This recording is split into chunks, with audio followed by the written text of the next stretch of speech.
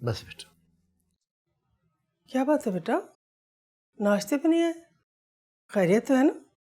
वो रात से इनकी तबीयत खराब है, ब्लड प्रेशर हाई है, मेडिसिन दी है लेकिन कंट्रोल ही नहीं हो रहा।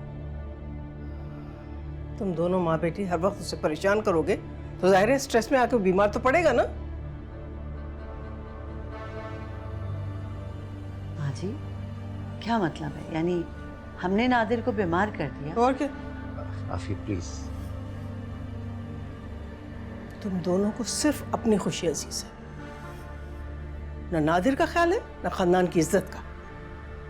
इसने खुला खुला की रट लगा रखी है और तुम उसे खामखा सपोर्ट करती हो। जाहिर है मेरा बच्चा स्ट्रेस लेगा और बीमार पड़ेगा। अब्बा, मैं अपनी वजह से आपको परेशान नहीं देख सकती। मेरी वजह से ये सब हो रहा है, मैं ये बर्दाश्त नहीं कर सकती।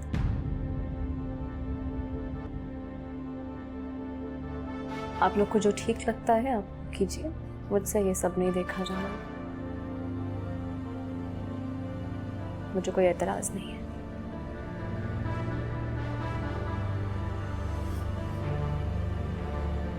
लेकिन मुझे एतराज है।